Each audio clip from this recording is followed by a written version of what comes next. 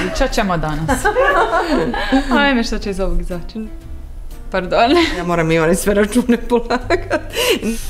Sad si me našla. Mama bez ovog drugog dijela. Aha. Dobro pitanje. Vikneš. Pozoveš. Ja sam Vesna. Ja sam Ivana.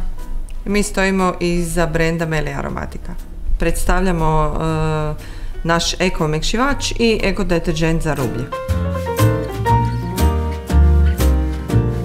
Miris je pamuk.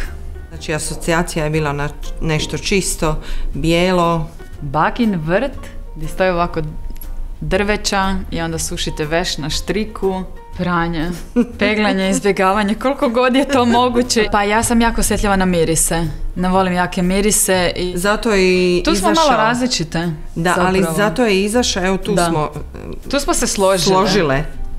Lakše biti pokusni kunić. Marketing je širok pojam i sve što se nalazi iza brenda je dosta složeno. A kad je pokusni kunić, ajmo reći, vjerujem mami da ona zna što radi. Ima i jedno i drugo svojih prednosti.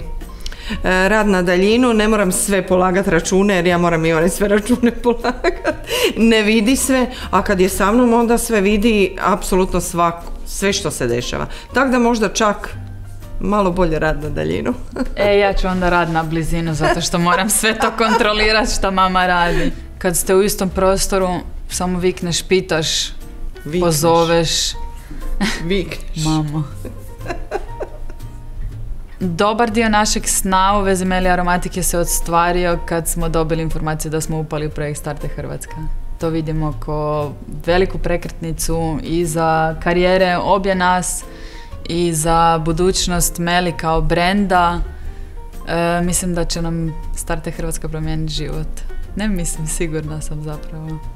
Špar nam je puno pomogao u svemu tome, u cijelom procesu. To je neizmjerna podrška i mi bolje funkcioniramo kad imamo, ajmo reći, i pressing, dobar pressing i s jedne i s druge strane i mi tako se onda bolje prilagođavamo situaciji. Super stvar za male poduzetnike. 5. Prilika, snovi, mogućnost.